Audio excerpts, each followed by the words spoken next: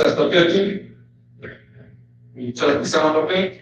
The one that causes all that exists to exist. The one that is self-existent. How many men have children and the children never meet their father? See, you created a void in that child because you are a part of that child. Black power! Black power! Black power! Black power! Black power!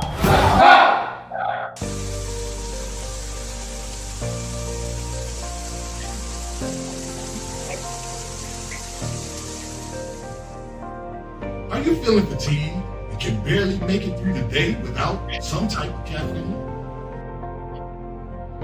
Are you on a journey of healing your body but need a little help? Then alkaline water is what you really need. Alkaline water has many benefits. Okay, 1, 2. Alkaline water can help restore pH balance in the body. Consuming beverages such as soda and coffee can make your body acidic. Did you know that too much acid in your body has been linked to an internet, heart disease, obesity, diabetes, autoimmune disease, chronic pain, and other Check chronic 1 2 1 2. like gout and You hear it? arthritis? Those who use alkaline water have reported increased energy levels, clearer skin, reduction in inflammation, better digestion, and many other health benefits. I've used alkaline water for years, and it's been instrumental in sustaining my health when I was diagnosed with sarcoidosis. Are you ready to take responsibility for your body's health? 1, 2. If the answer is yes, then our alkaline water is just what you She got need. back. Bring your own bottles. It's only $3 for each gallon. Place an order, or for more information, you can reach us at 773-846-3091. Thank you in advance for listening.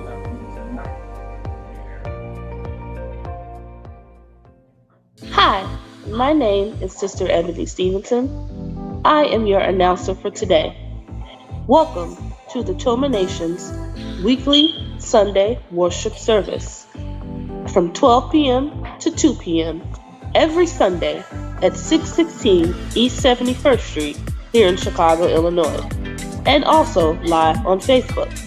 If you would like more information, you can reach us at www.facebook.com/TomaNation2 or give us a call at 773-952-8302. Now I am going to recite our opening.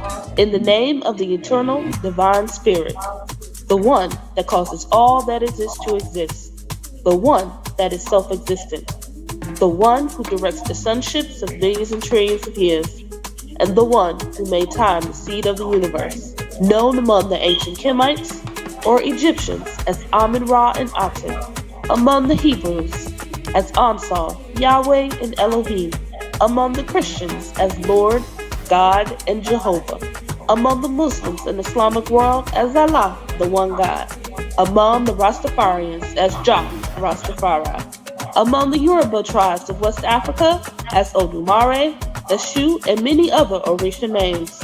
I bear witness that all these names refer to the same one Almighty Spirit, and it is to that essence which I give reverence and to whom I submit. I boldly proclaim that we, the descendants of those black men and women who survived the transatlantic slave trade, are the Lost 13 tribe, born in North America, and are of the Nubian Kemetic lineage. I further proclaim that the blood of all the nations of the earth flows through our veins. I greet you in the ancient but holy words of peace, Hotep, Shalom, Assalamu Alaikum, Habaragani, Alafia, and Ashe. Now I am going to recite the 13 points of what we believe and know. Number 1. We believe and know that we are not to repeat the mistakes of the past prophets and messengers of the Almighty Creator of the heavens and earth. Number 2. We believe and know that we can only establish an economic base through the application of the knowledge of self and the incorporation of the ideologies of the Honorable Marcus Garvey, the Honorable Elijah Muhammad, Mahatma Gandhi, and Ben Ami. Number 3. We believe and know that the prophets and messengers of the Holy Bible, the Holy Quran, and the Kemetic Holy Books were all black. Number 4, we believe and know that Jesus Christ of 2,000 years was and is a black man.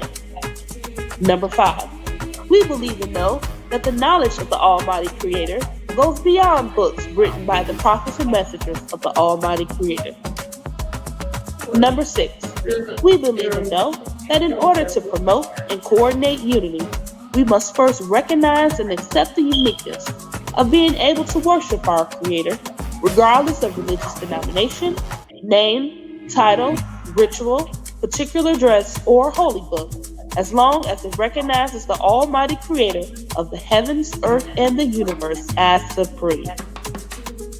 Number 7, we believe and know that it is impossible to tell the truth without exposing the wicked governments of the world. Number 8, we believe and know that the United States government, in collaboration with other European nations, have a denial objective to exterminate dark-skinned people of color off the earth with the act of genocide.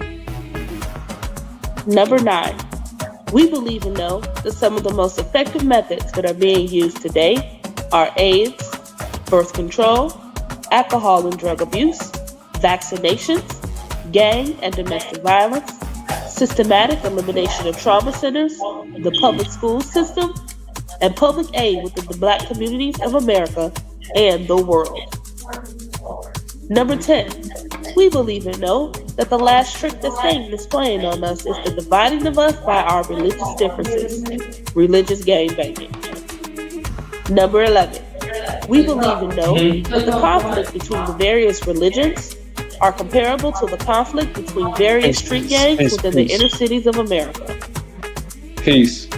Number 12, we believe and know that the war on drugs and gangs is a diabolical plot to disarm the black community of weapons, break up the black family, withdraw our constitutional rights, also kill and incarcerate young black males under the undercover code name April 2029. And number 13, we believe and know that every letter, shape, sound, and numerical value contains esoteric information that completely transcends the specific contextual meaning of the word. Our purpose: to bring about the growth of a righteous community in accordance with the laws of the Creator of the universe, under the leadership and guidance of Brother Minister Raheem Quasad Aten, to provide solutions to the social and economic ills that plague the communities of urban America. Our goal: to re-educate and retrain youth and young adults to develop positive moral values as an alternative to delinquent behaviors, because you can't rebuild a community and not rebuild the minds of the residents of the community to meet the responsibilities of maintaining the community's image. Our mission: to enhance the economic development of our communities by establishing businesses, real and personal properties, thereby creating jobs and/or entrepreneurship training programs that will reverse the concept of leaving the community to buying back the community. Our motto: let your light so shine before men that they shall see your good works and glorify your Father which is in heaven. Matthew 5:16. Now we're going to recite our salute to the red, black, and green flag. Everyone put your right fist in the air and repeat after me. Here's to this flag of mine, the red, black, and green. Hopes in its future bright, Africa has seen. Here's to the red of it, great nations shall know of it. In time to come, red blood shall flow of it. Historians shall write of it, this flag of mine. Here's to the black of it, 400 million's back of it, whose destiny depends on it. The red, black, and green of it, oh flag of mine. Here's to the green of it, young men and women shall dream of it, face shots and shells for it, maidens shall sing of it, waving so high. Here's to the whole of it, colors bright and pole of it, pleased is my soul with it, regardless of what is told of it. Thanks to God for giving it, this great flag of mine. Please keep your right fist raised high in the air as we sing our Black National Anthem.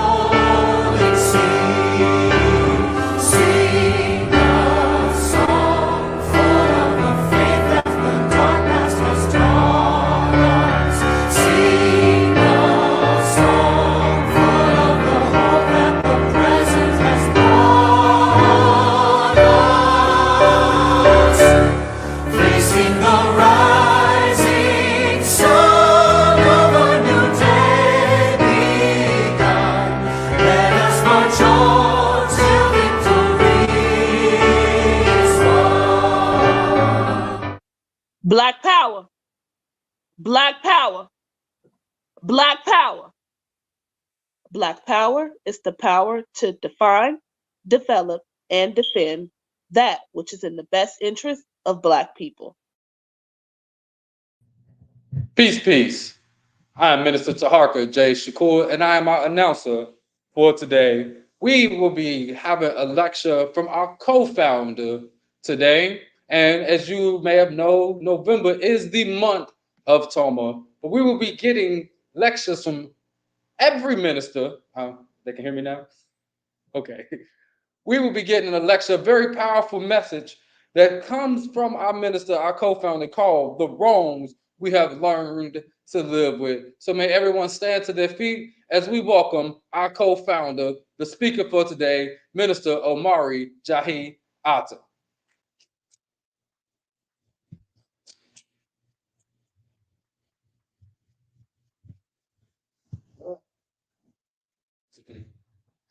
Original salute. Original salute. What powers?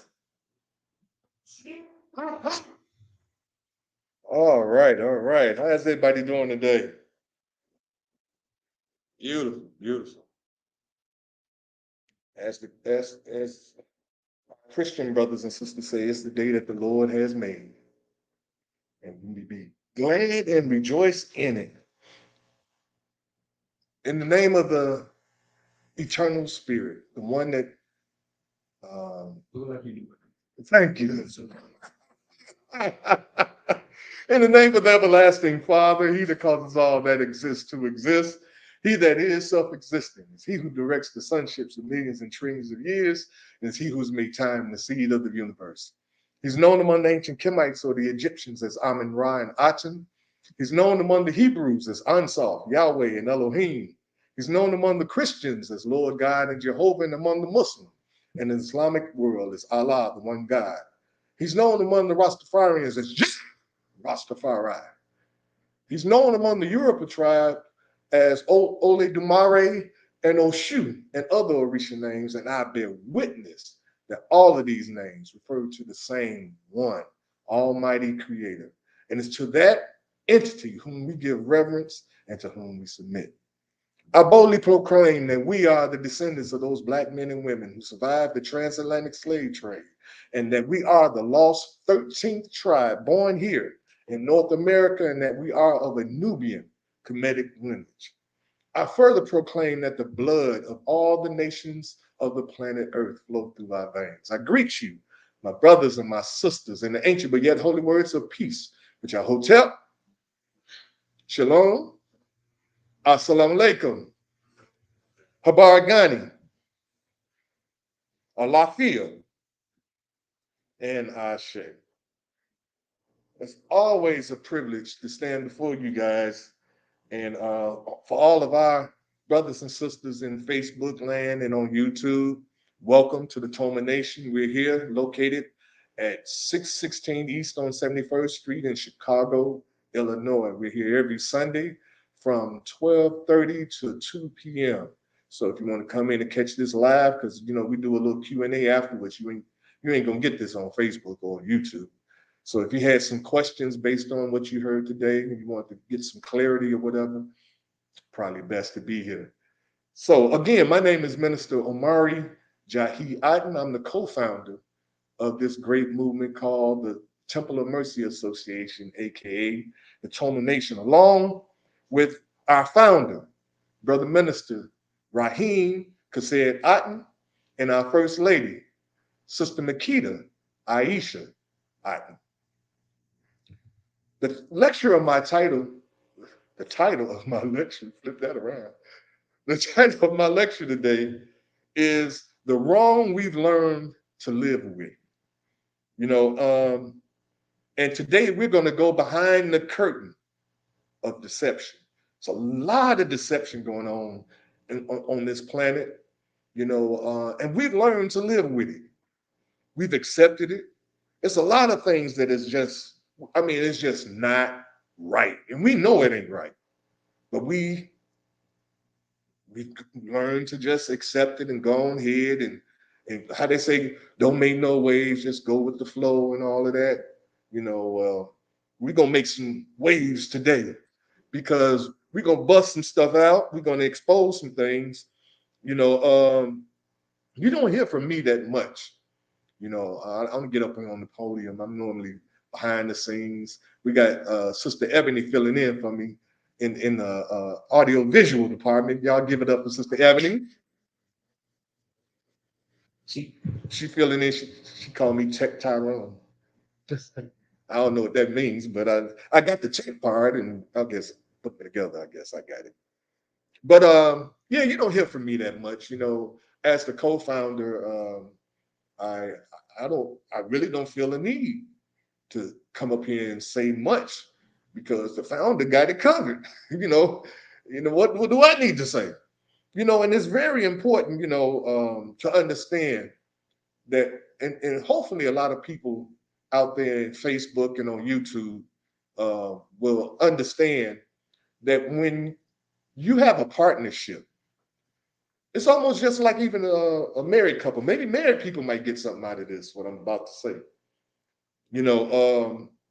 Can you imagine two people on a road trip?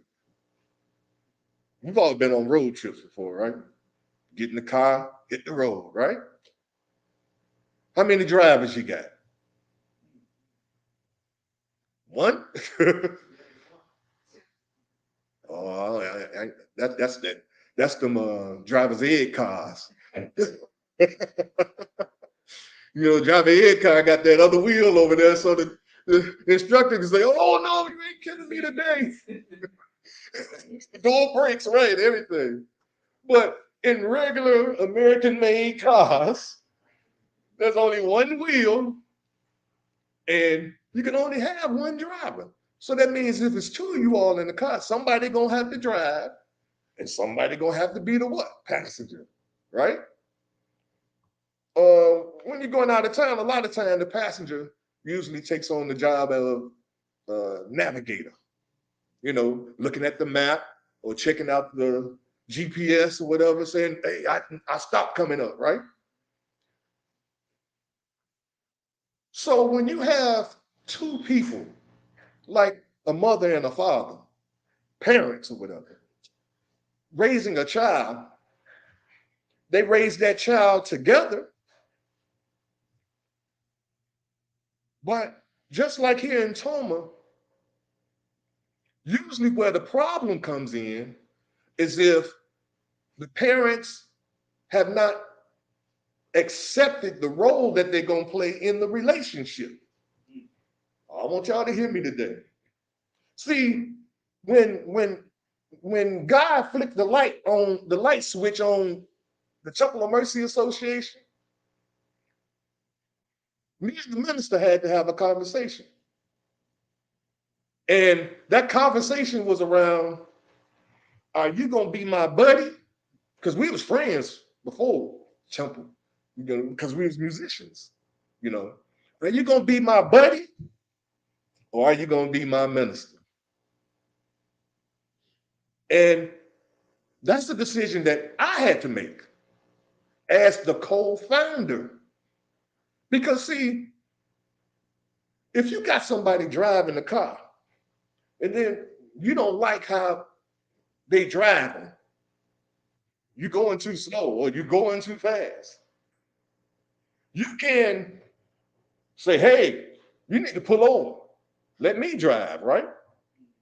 But if the driver, and we've already agreed that you're going to drive and I'm going to navigate, then we begin to start creating problems in the relationship. If you don't like how I'm driving, that's an indication that you need to get on another car or get your own car. And you can drive how you want to. And then you'll experience what the driver experienced when you get a passenger.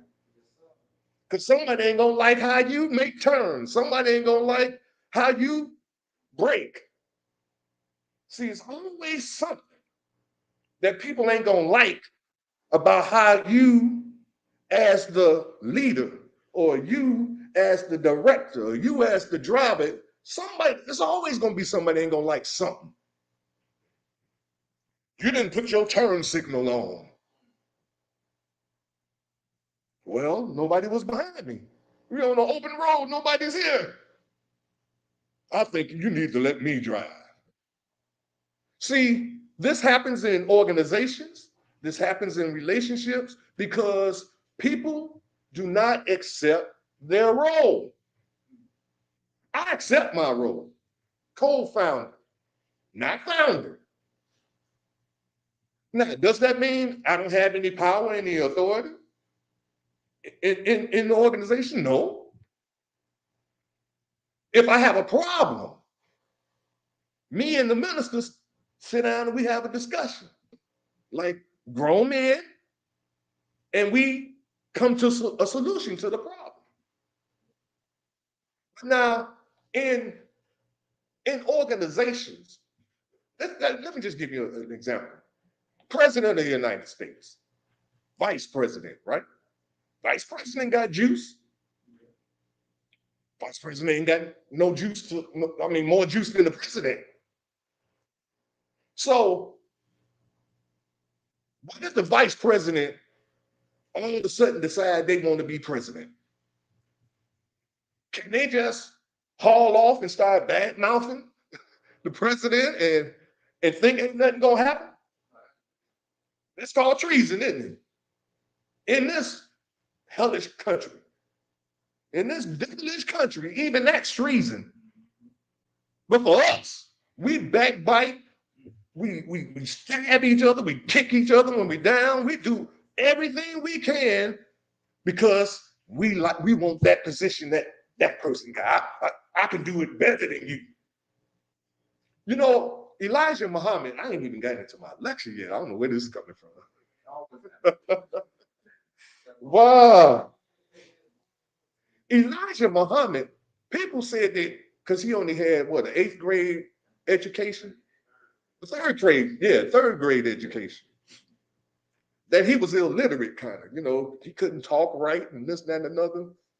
But the man was brilliant with a 3rd grade education because God was behind him. Now, how many people missed out on Elijah because they had a problem with how he talked? How many people missed out on the wisdom of Elijah Muhammad because they didn't like the fact that he talked slow? He chose his words carefully. He's not an educated man. He shouldn't be the head of the Nation of Islam. But the FOI grabbed that brother and took them out in the back. That's how it used to be handled back in the day. You say something about the leader, I don't care who you is. You get handled. Today, it's a Facebook post. We need to talk about it. Maybe we need to have a meeting. Let me get to my lecture. Today, brothers and sisters, I want to expose some things, and I think I know why God started it out like that. Because I think we all need to understand that when you select somebody to lead, and that's what you do when you join another person's organization, you're selecting them to lead you. You know, just like uh, uh, um, when you go to take a karate class, you do a little research or pick a doctor. You do a little research and say, pretty good doctor. I want you to be my doctor. And then after doing all that, you go in and be like, you say, you want me to exercise? Where you get your doctorate degree at? My grandmama never exercised. My grandfather's grandfather, we never exercised, and they lived to be 102. Why should I listen to you? But you picked this person. You selected them to be your doctor.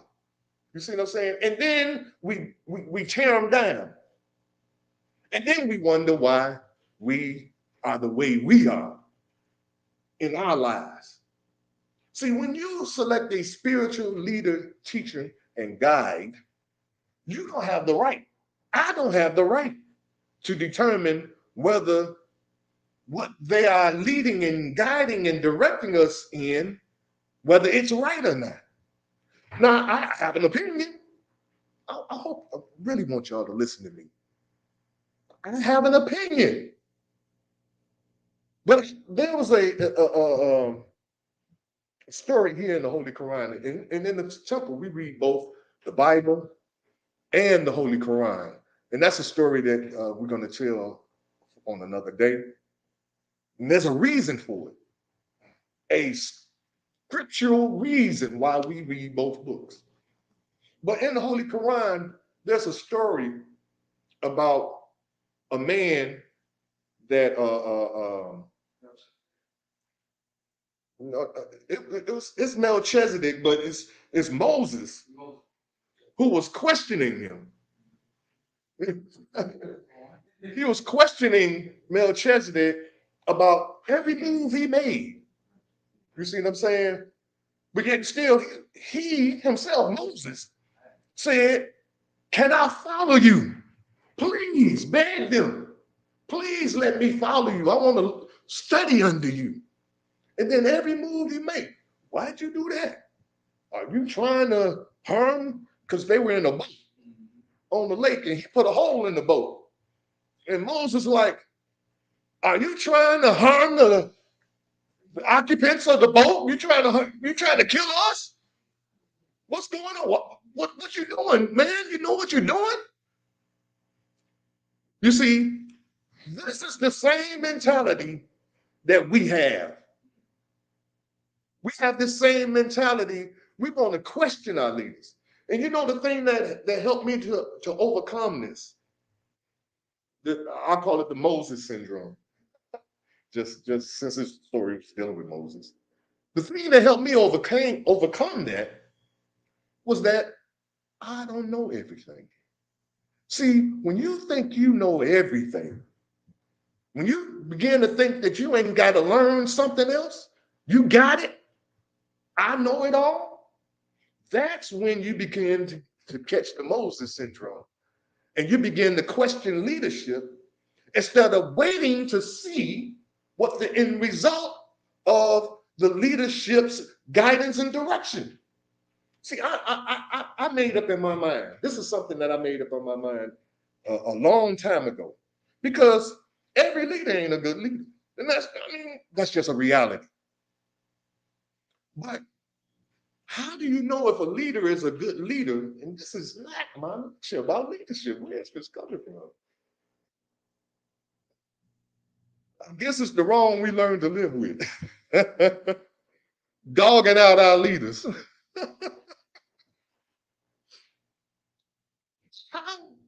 How can we expect to know when we got a good leader when we question them at every turn? Y'all read in the Bible about how the children of Israel was with Moses? Moses, you brought us out here into the wilderness to die. We's hungry. Pray to God, and they sent manna down from heaven. That still wasn't good enough. You see, I figured this out. This is what I figured out. If a person is a good leader and they know what they're talking about, and it's a possibility that they know something I don't know, you know? And so my thing is this. Let's say I go to a doctor.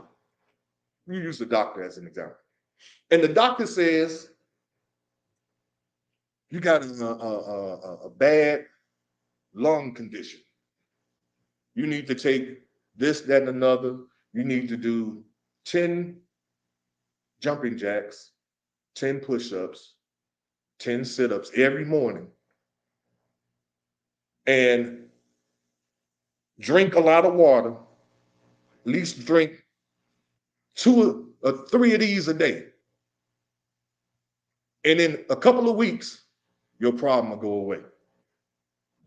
Now I turn around, I do 1 jumping jack, I do 1 sit-up, I drink 1 bottle of water, and I go back to the doctor and complain why my problem ain't went away.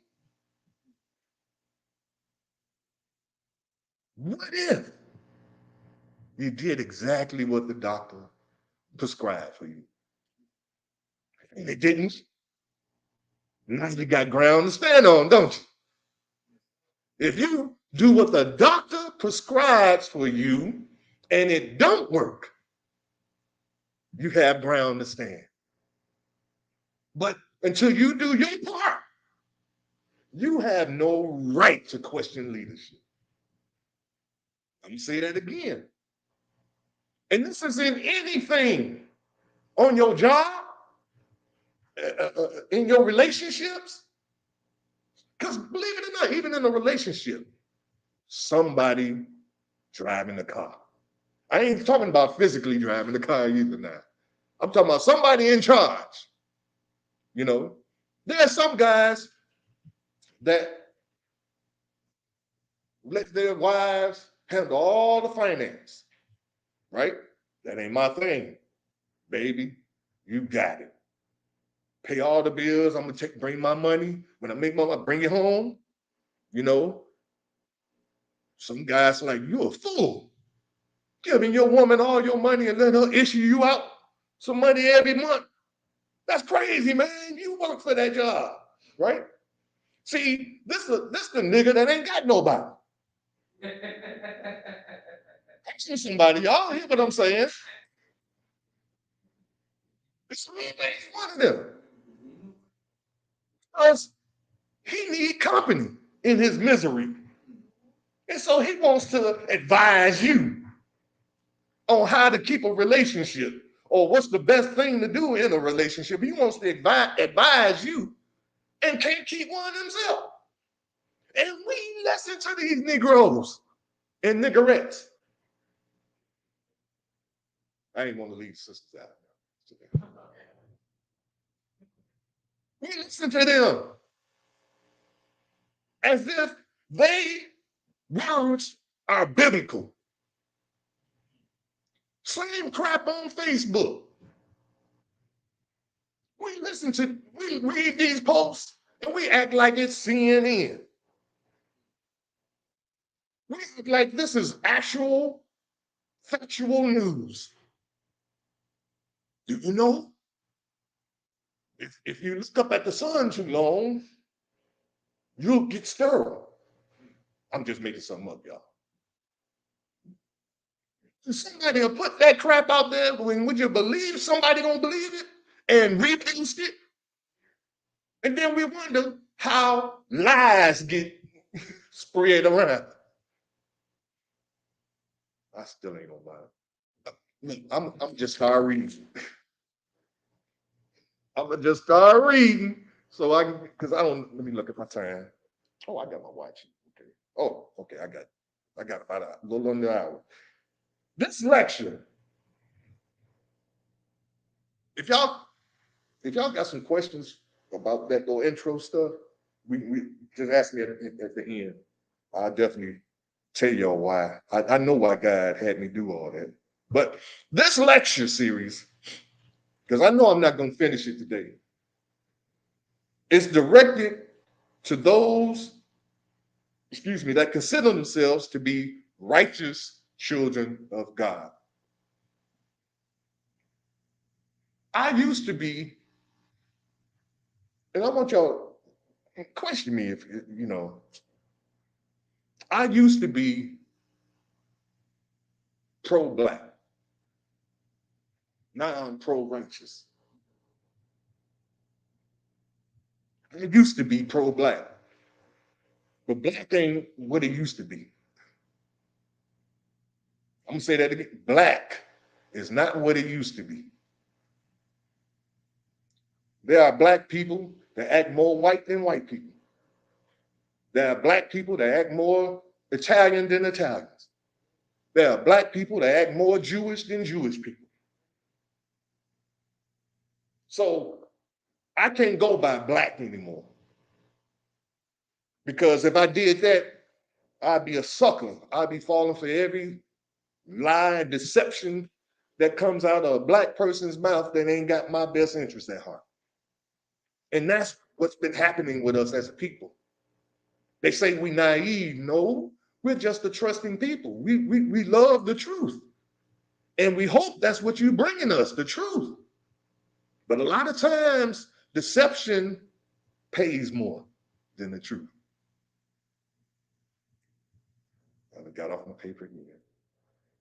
I have witnessed God's righteous children being manipulated and deceived into a way that is fair seeming, but it's not of God. What do I mean by that? It's fair seeming. It seems right if that brother drops his wallet out of his pocket while I'm walking behind him and I pick it up and there's $300 in there. I say, oh, God, thank you for this blessing. That seems right.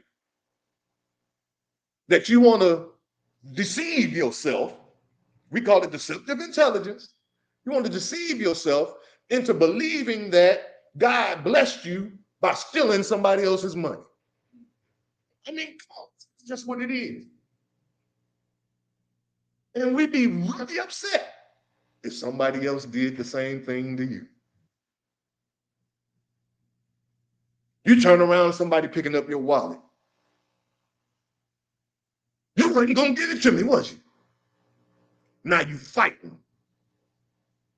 See, if we are doing things based on what we think and what we feel, and the law of God and the word of God has no place now in our decision making.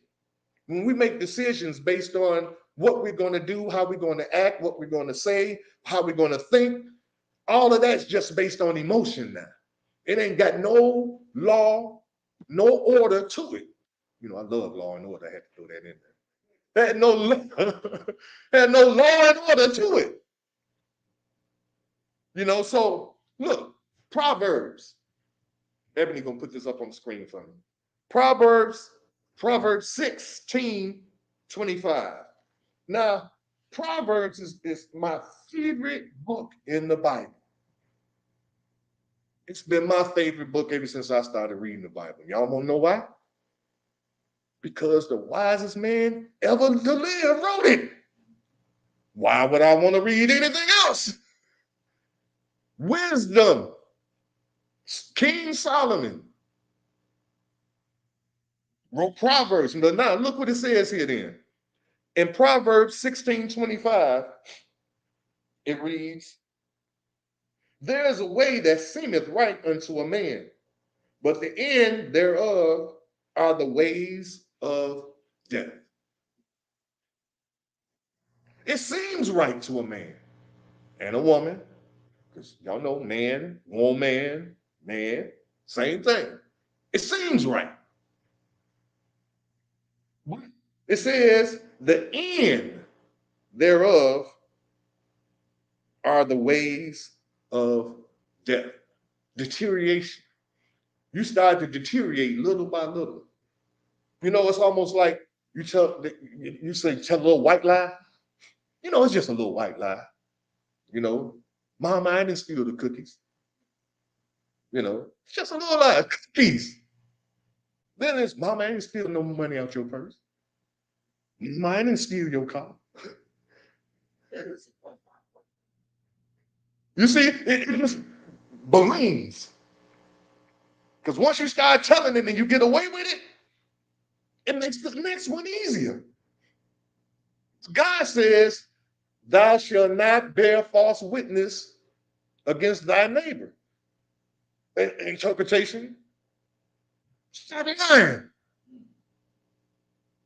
That's one of the main things I had to do. See, when I started my road to righteousness, I had to make a checklist. You know how usually they tell you to write a line down the middle of the page, put on the good stuff on the left side and the bad stuff on the right side, and we just jot down all that good stuff. You know, I'm good, I'm smart, I'm trustworthy, and this, that, and another. We put a couple of bad things. You know, I procrastinate, my feet stink. You know, we put a couple of things on the other side. I actually forgot. I didn't care about the good stuff. I actually made a checklist of all my bad, you know, lie, fornicator. I'm just gonna tell you all my little business. It's okay because it's in my past. So I can say what I was, you know, drug addict. You know, people look at me, what? You was on drugs? Heck yeah. It was rough too. I mean, for a long time. You know, I was the black sheep of the family, man, because of that. But I'm just thank God that my mother was able to see me come out of that on the other side before she passed. That she was able to see her son didn't get caught up in that, you know. But yeah, drugs. I made a checklist. What's another one? Procrastinator. You know, always making excuses why I can't do today. I mean, and put it off to tomorrow. You know, I'll just do it tomorrow. And you know, tomorrow never comes, right? You know, because when tomorrow comes, it's today. So when we put stuff on, I just want you all to know, when you put something off to tomorrow, what you're actually doing is, what you're saying is, I ain't never gonna do it. Because tomorrow never comes.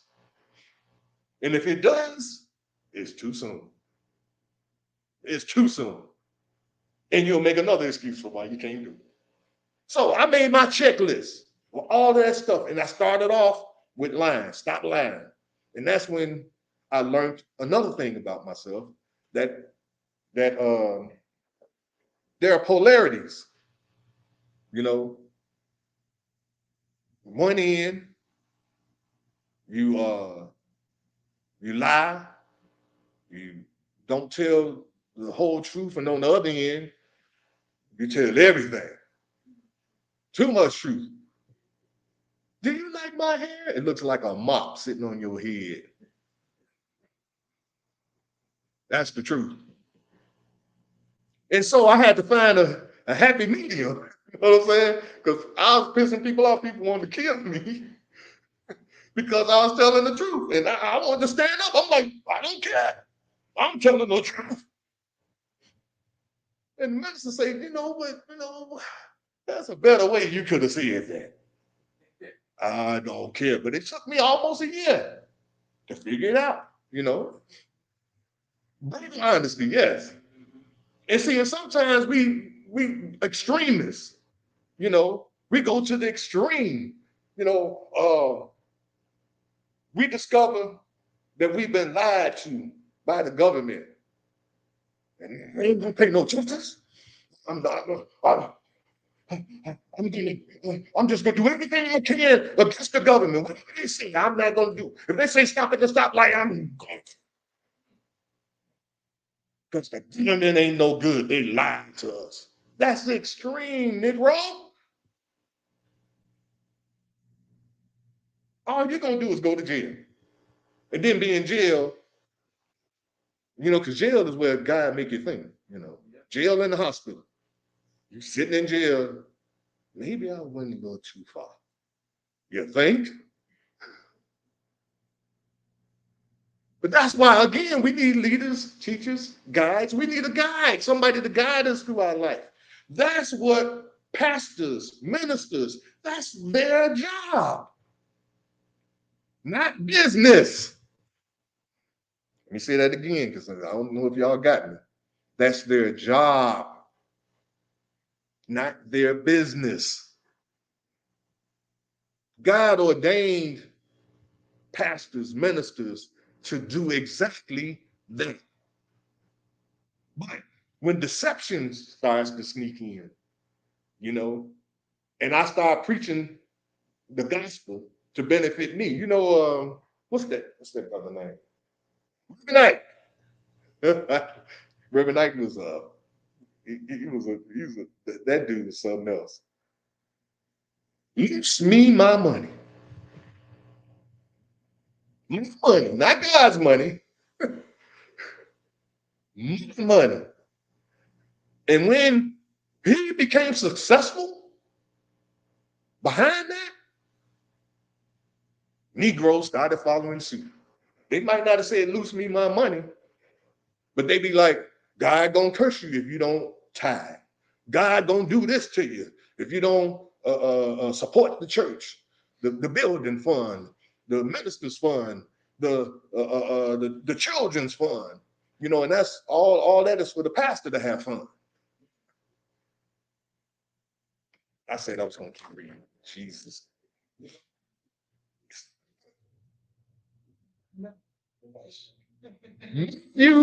Matthew 25. Look at this, y'all. Matthew 24, verses 3 through 5. Matthew 24. Here we go. 3 through 5. And it reads, as he said, now this is talking about Jesus. As he sat upon the Mount of Olives, the disciples came unto him privately, saying, "Tell us, what shall these things be? And what shall be the sign of thy coming and the end of the world?" Now, that's a very distinct question that the disciples were asking him. What shall be the sign of thy coming and the end of the world? And Jesus answered, and his response was, "Take heed that no man deceive you." So that means that this deception that we're experiencing, because it's all over the place. Do you know it's deceptive to pad a bra? It's deceptive to put a sock in your pants. It's deceptive to wear wigs, false eyelashes. We're deceiving others. I remember there's a movie, "I'm Gonna Get You, Sucker," where this lady, she was foxy. Back in the day, that's what we call fine. And the guy took her home, and when they went in the bedroom, she took her butt off, she took her leg off, she took one of her breasts off, and her right. So brother wasn't getting what he thought he was gonna get. That's deceptive. But we're okay with that. That's that's the way of the world. That's how the world is. So why can't we accept? I'm gonna have to whisper this one because I don't want to let him. Why can't we accept that Satan is in charge? They don't know. If deception is the order of the day, you think God is deceptive? Nah. I can hear all, I can hear them all on Facebook. I hear them. God is in charge all the time.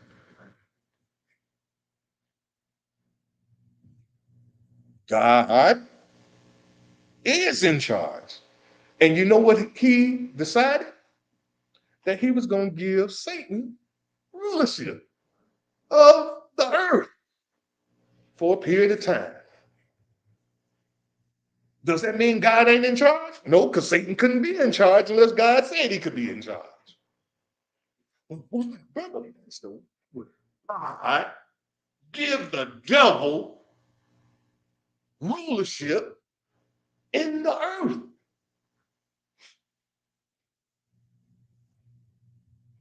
Ooh, this is coming out, so I'm going off the paper again. Human beings are carbon-based beings, meaning that like charcoal, which is carbon, you know the stuff you put in your barbecue grill, that black stuff, that's carbon. Every human being on the planet is made up of carbon. I don't care if you're black, brown, white, red, whatever. Just like, and then you really understand now why white people bury their folks quick. Because when you die, you turn back, that carbon starts to take over and you start turning back. So they bury their folks before anybody can see Uncle George black. So if everything turns back to carbon, so that means there's a process that God, through nature, has exposed us to. That's the process of how a diamond is created. Now, a diamond is a prism, right? That reflects light.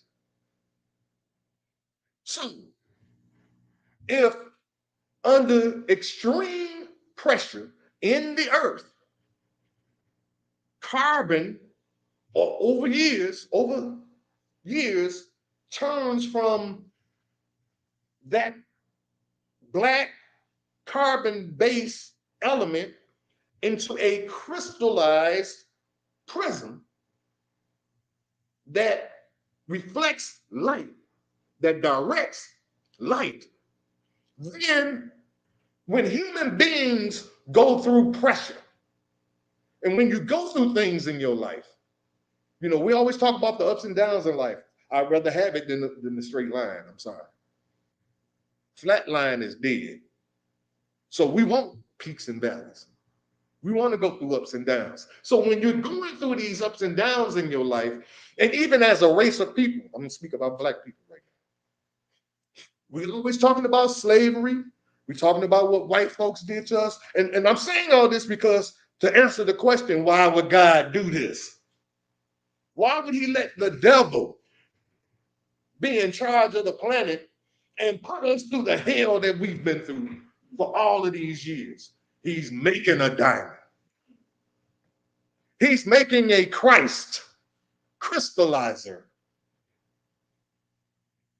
The challenge is we don't pass down blessings. What I mean by that? If you was blessed to understand that eating meat is not good for you, and you allow your children to eat meat because that's what they want to do,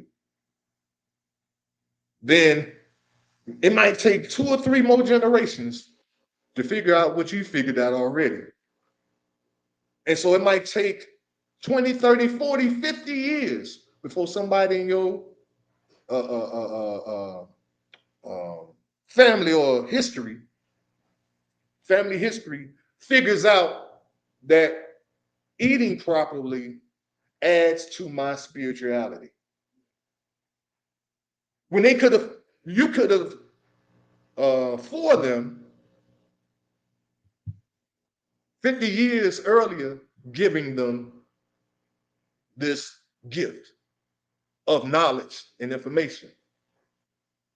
But you can't make nobody do nothing. You can. Who say you can't? We do it all the time. You make your kids go to school. I don't know no children breaking their necks to go to school. Well, there's a few. I know there's a few. Exception to every rule. But most of us, we make our children do what we feel that's important for them to do. We don't think that eating right is important. We don't. Well, my grandmama, she didn't. She ate chitlins, and I can't even say it right. She, she ate chitlins and pork chops and hog maws and from the rooter to the tooter, they ate everything, pig ears, all that crap. And she lived to be 105. See, we tell ourselves this mess in order to justify the fact that when God gives us information that's going to enhance our life, we toss it to the side.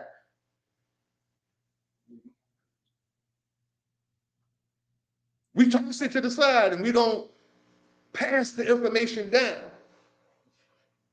Like, I believe in the words, raise up a child in the way that it should go, and when it's grown, we'll not depart from that way. When my son was young, I would not let him touch meat at all. Now, when he got 18, I let him go. Because his mama was pulling on him. You make that boy, that's your mess. See, that's your crap. Don't force that on him.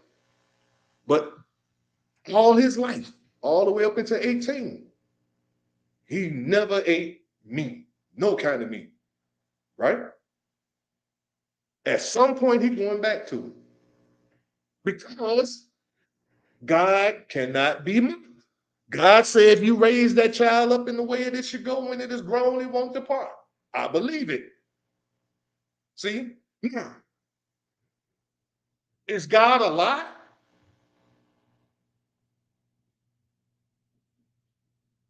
And if he is, right? How you gonna know by not following what he said? Prove he's a lie. Do what he says do, and when it don't work, you get on your soapbox and you get to work. But if you just because I got a feeling,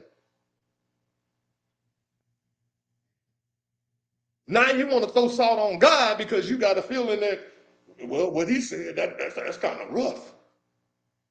I've been eating pork chops all my life. That's rough. Can't do that.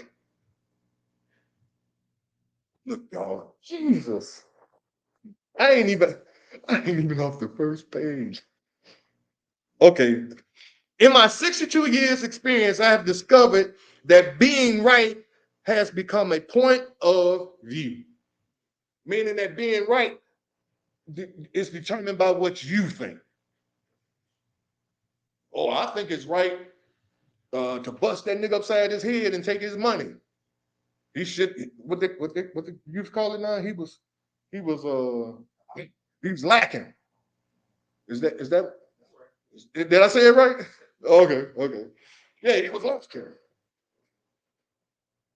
And so, because he was lacking, I got it right. To bust that nigga upside his head and take his wallet, take his watch, his chain, take everything he got. He says, but what is right and what is wrong has become an opinion that has been turned over to the discretion of every individual. Now,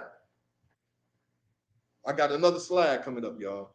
There's an old saying by Carter G. Woodson, and I quote, when you can control an individual's thinking, you do not have to worry about the individual's actions. I'm gonna say that again. Now, Carter G. Woodson, old dude, way back in the day. What is Carter G. Woodson trying to tell us about your thoughts? When you can't control an individual's thinking, you do not have to worry about the individual's actions.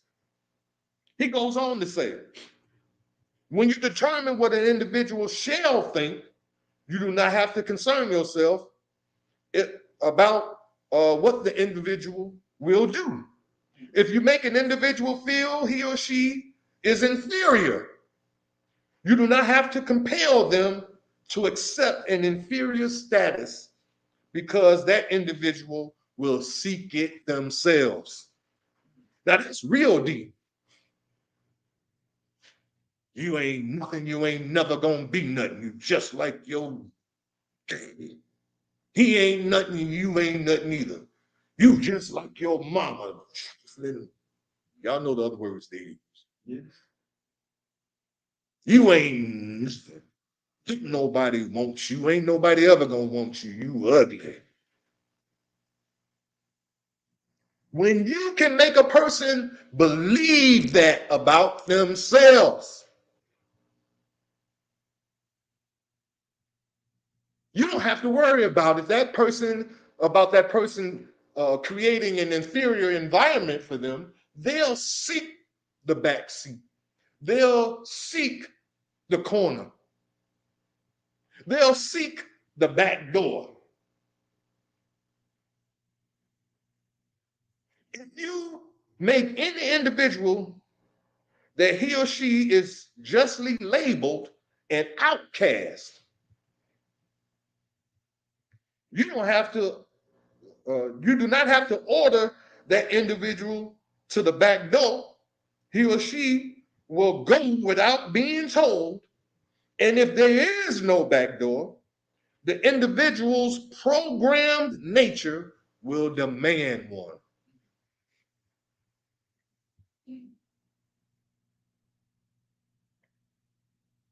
Now, Dr. King, he said this. I have a drink. No, I ain't gonna do that. I ain't gonna do that. I'm gonna be normal. He said, I have a dream that that my four children, little children, will one day live in a nation where they will not be judged by the color of their skin, but by the content of their character. Now, we've been dreaming that for 50 years, over 50 years. We've been having that same dream with Dr. King. You know, I'm beginning to call it a nightmare.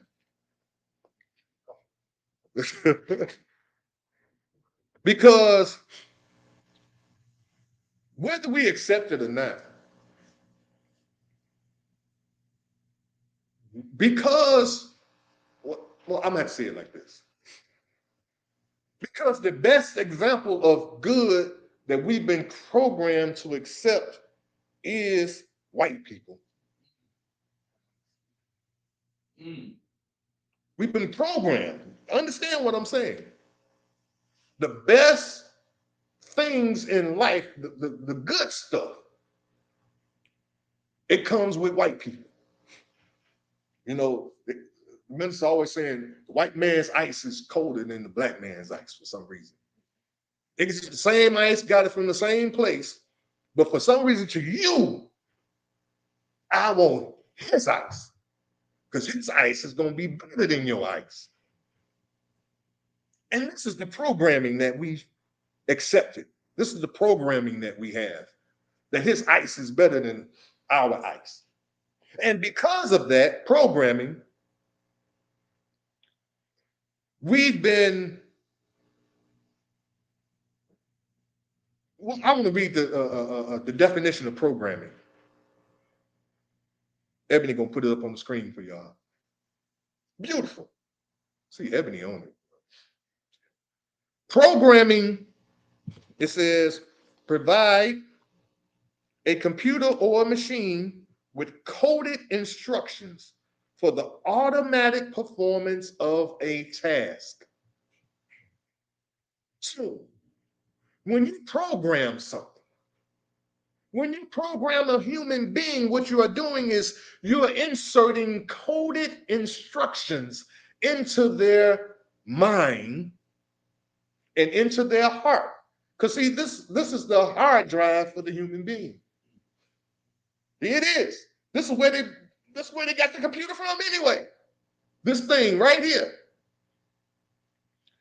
Coded instructions for, here's the other key word, automatic performance of a task.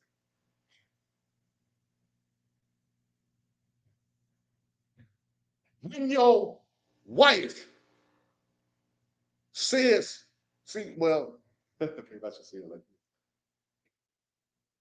this. Women, boy, they got a double-edged sword in here called the tongue.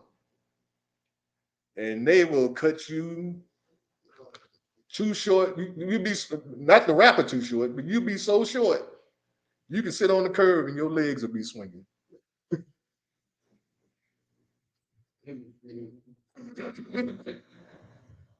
That's how short a sister can cut you, boy, and bring you down. I mean, low, right?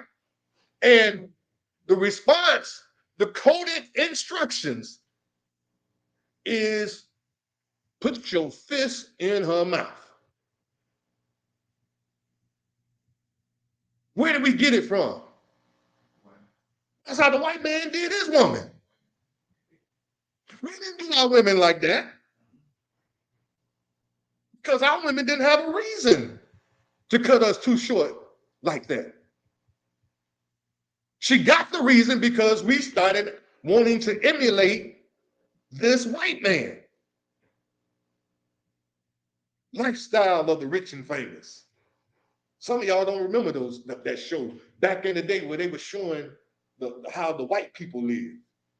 All these immaculate mansions and all of that. And we like, oh man, I want that. In order to get it, you have to be assimilated. Yeah, I said it. Like the Borg. For my Trekkies folks out there. Trekkies, yeah. I love Star Trek. And if you don't know nothing about the Borg, you better watch you some Star Trek.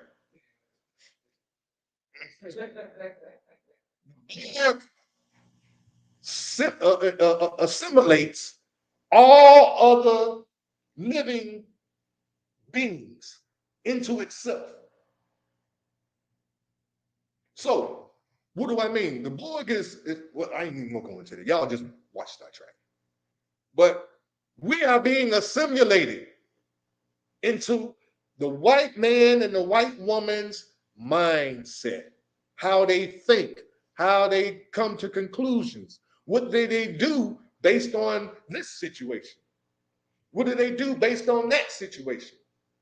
You know, at the job, you got black folks selling out their own black people just so they can become supervisor. Or I call it supervisor. So I can be over these Negroes. Because they ain't gonna make you supervisor unless you can trick out on some folks. If you ain't got a problem snitching on your coworkers, you ain't got a problem, recommending, they'll make you a supervisor, which is, how did KRS One say? Overseer. Overseer, officer, overseer. You're the police now at work. I'm about to go somewhere, but let me get back to the paper. Coded messages. Is the slide still up? Okay. Coded messages have words or symbols with which represent other words, so that the message is secret unless you know the system behind the code. Words and symbols with double meaning. So when you get a coded message, like when somebody send you a text, if somebody gave you a text, and the only thing the text said was 911, everybody in here know what that means, right? Whoever sent you that is in trouble. It's an emergency. They need your help right away, right? That's a coded message. There are a lot of coded messages. A friend of mine, now I told you how extreme we are. When he discovered uh, how people, the powers that be have been doing us, white folks, I just say it. When he discovered that, he got in the elevator with a bunch of white people. He the only black person in there, right? And one white person looked over at the other white person and he said, "Man, do you see how do you say it? Do you see what the cat drug in?" Coded message, right? And he like, "What the hell are you talking about?" Now the elevator full of white people. Wasn't nobody talking to him, right? Who looks crazy? But only reason he looked crazy because he understood the code, right? He knew what they were saying. All of us knew what he was saying, right? Look at this nigga that just got drugged into the elevator was pure white people, and he snapped out. Went to jail that day. But my point is balance. You can't be all out here willy-nilly with the knowledge, mad, angry, operating off of emotion and impulse. You got to be strategic. What does it say? Be you got to be as wise as a serpent, but harmful. I mean, harmless or peaceful as it goes, like that. But it's saying be smart, but don't be aggressive. And if you find yourself being aggressive because you discovered something and you came to the temple and found out that the reason why when you go to jail, they take a picture of both sides of your face is because you look different on both sides. Because one side of you is good and the other side of you is bad as hell.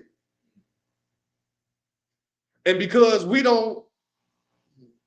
aren't taught this.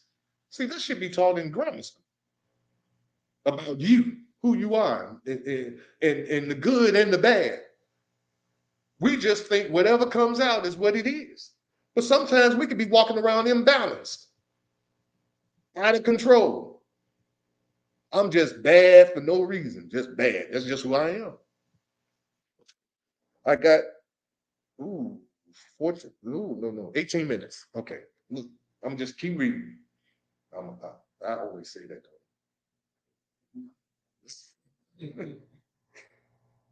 All right, look, God has a coded system behind his words in his Bible.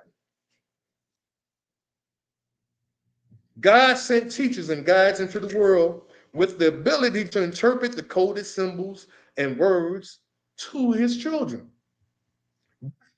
Now, what qualifies us as being children of God? I say this all the time. Anything that got a hole in its face can say anything out of it. You can say anything. I'm a righteous servant of God. I just said that. Does it make it true? Because I said it?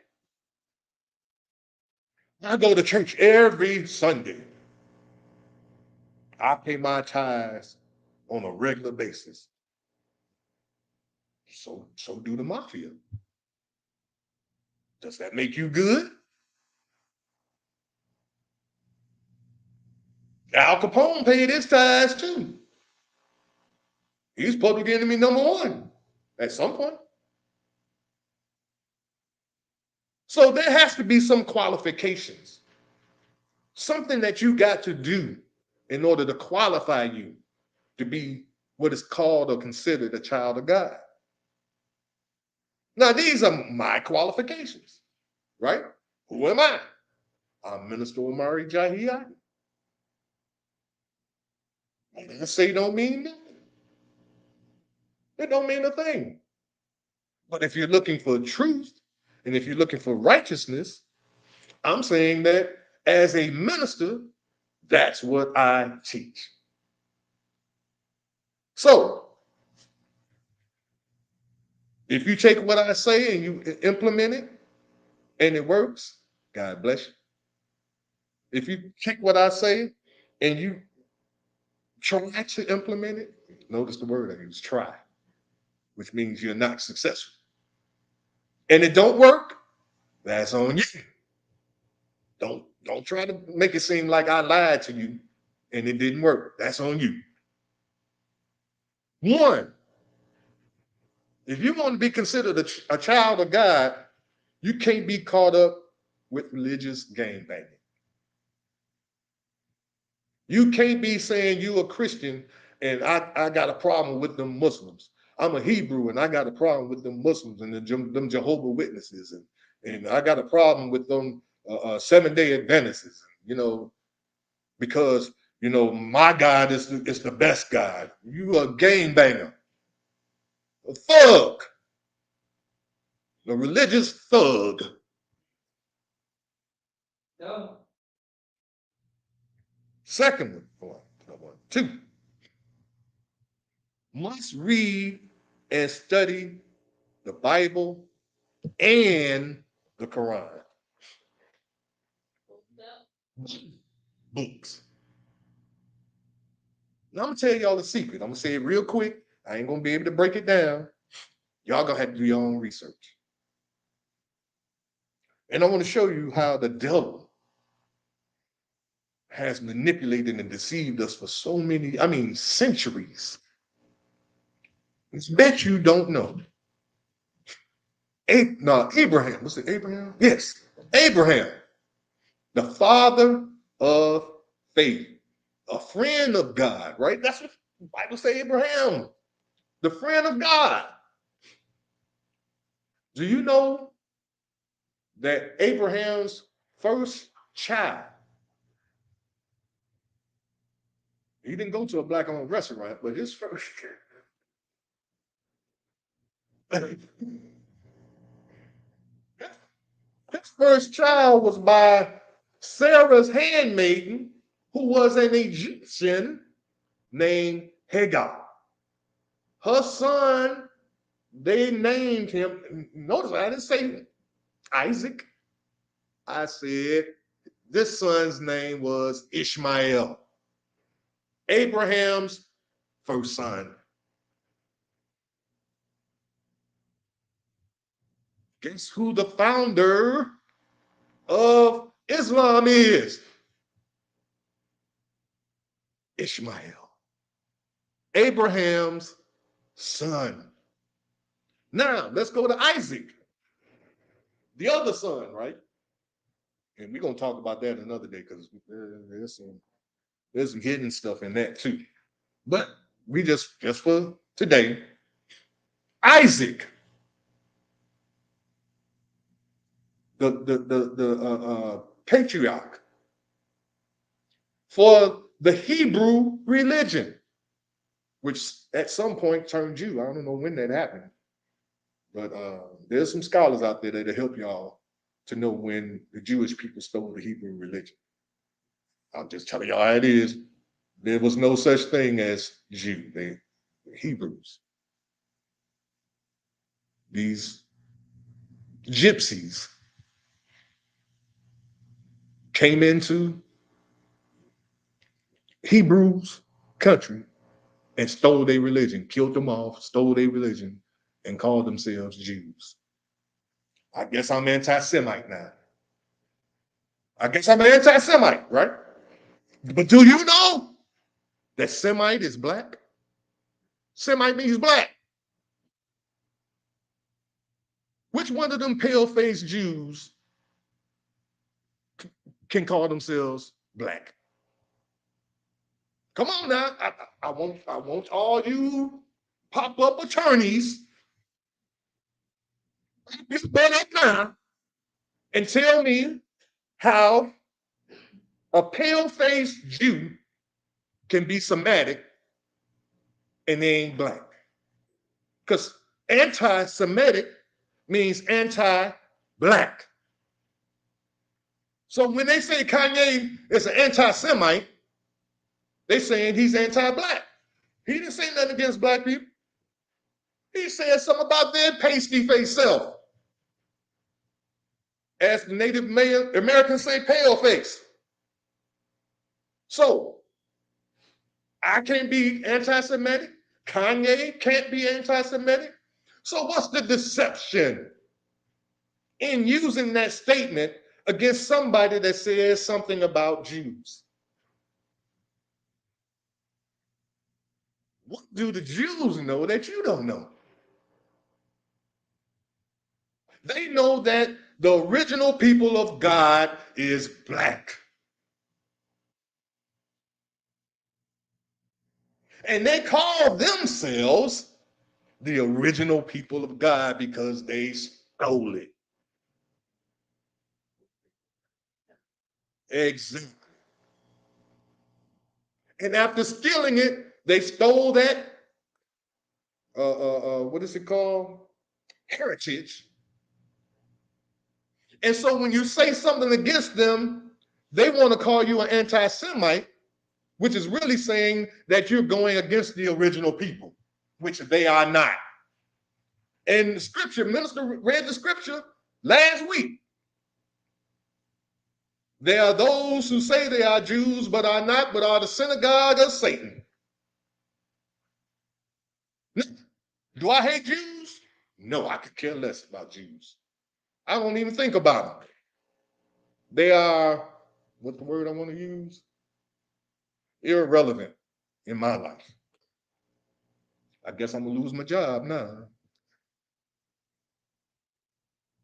I'm gonna go to work and find out it was a Jew that's paying my check. Hey, I can speak the truth. I could care less about all that. God got my back. But look, I knew I wasn't gonna get, I'm only on page 2, y'all.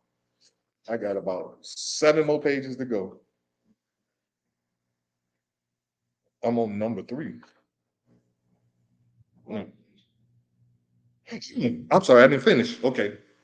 So first qualifications, right. You can't get caught up in religious game banging. Second one, you must read the Bible and the Quran, because if you want to be like Abraham, a friend of God, his children, brothers of 2 religions, they are brothers. When you read one, you're only getting half the information or knowledge of God. When you read the other, you're getting half. When you put them together, you have God's word. Both of them. This is why we read both of them in the temple. And there's nothing, when you read, I mean, come on now. You've read books written by Jews, right? When you read the book, did that make you a Jew? So why when I read the Quran, you got to make me a Muslim? I'm not a Muslim no more than I am a Jew when I read one of their books. Or a German if I read a book written by a German. So let's get off of that. Third one, must seek a master / teacher to be taught. See, you can't consider yourself a child of God and you out here willy-nilly it on your own. I'm my own teacher. I'm my own leader. I'm my own this. You your own fool.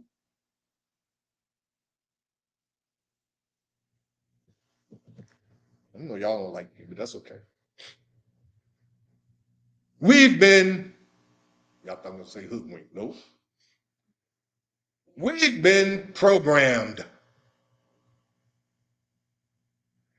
They have inserted coded information into us, and we've allowed it to be downloaded into our brains and into our hearts. to the point now that Proverbs 23:7 comes into play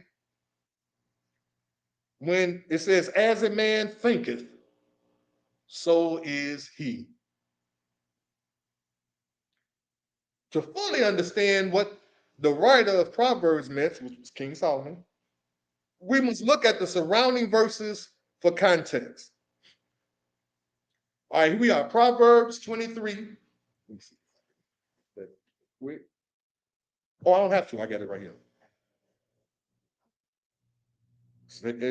As a man thinketh in his hearts.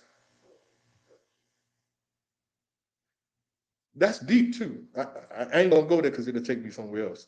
Because there's a connection between your mind and your heart. I didn't say your brain. I'm very specific. There's a distinct connection between your mind, M-I-N-D, and your heart, and how they work together. So, as a chapter, this chapter focuses on giving life advice. This is King Solomon, and the book he wrote was a book that was about giving life advice for how to handle oneself in various life situations. Now, some of you may not know that about Proverbs. You know, I hear people saying, well, there was no book written on motherhood. There's no book written on parenthood. Proverbs will teach you about everything in your life. Look at what this Proverbs 23:7. We're going to start at the first verse, though. It says, when thou sittest and eatest with a ruler, consider diligently what is before thee. He's talking about sitting down with a ruler. Now, what is a ruler? A person exercising government or dominion. So it could be anybody that has, in your thinking, in your mind, some kind of dominion over you. He's a billionaire, so he's over me. What makes him over you? Your thoughts. His billions ain't definitely over you. They're in his bank. It's your thoughts about his money, and that his money makes him over you. And he could be a straight up idiot with a bunch of money. So we got to rethink that. But verse 2, it says, and put a knife to thy throat if thou be a man given to appetite. So it's talking about if you're sitting down with a ruler, consider diligently what it says, if you sit it to eat with a ruler. Consider diligently what is before thee, and put a knife to your throat if you be a man given to appetite. That means if you eat a lot. I got 2 minutes. Oh, Jesus. Well, I'm gonna try to rush through this and then I'm gonna close out because I already knew I wasn't gonna get through this. He said, put a knife to your throat if thou be a man given to appetite. Be not desirous of his dainties, for they are deceitful meat. Labor not to be rich. Cease from thine own wisdom. Will thou set thine eyes upon that which is not? For riches certainly make themselves wings. They fly away as an eagle towards heaven. The more you run after it and you get it, it fly away. Eat thou not the bread of him that has an evil eye, neither desire thou his dainty meats. So that's saying, you know, when you put somebody on a pedestal, for whatever reason, if you find yourself invited to one of their parties or invited to some banquet or a dinner that they are sponsoring, saying be careful about what you are consuming. And we ain't talking about food now. Because Information is food. When they tell you, see, we seem to believe rich people. We believe politicians. We believe government officials. We believe them because they make a lot of money and they supposed to be better than us because they politicians. For some reason, I don't know where that came from, but we seem to believe that when they say something, that it's 100% true and accurate. I'm going to lower taxes. Everybody say I'm going to lower taxes. Taxes ain't lowered yet. And we still voting on them. Well, beloved, that's my time. But I thank you for listening. And I'm going to leave you as I greeted you in the ancient but yet holy words of peace. Okay. In the Arabic language of hope, well, not in the Arabic language. I'm all off. I'm gonna leave you as I greeted you in the ancient but yet holy words of peace. With y'all. Hotel. Shalom. Assalamu alaikum. Habaragani. Alafia. And I say, peace. Man, I ain't even drink no water. We do that after I gotta close first. Can I close at some point? Wow, what a powerful lecture that we was just delivered from our minister, OMARI, our co-founder of this powerful movement. Let's just give him a hand. And to all of those who have watched us on Facebook Land, we ask that you join us here in person at 616 East on 71st Street. And if you want to support this grassroots movement, you can always donate to us. I always say the Cash App wrong when I'm up here at the Toma Nation, right on Cash App, or go on Givelify and find us at the Toma Nation as well on Givelify. And we hope to see you. And if you like this, please share, comment, and support the Toma Nation. Peace and blessings. In the essence of the eternal divine spirit, the one that causes all that exists to exist, the one that is self-existent.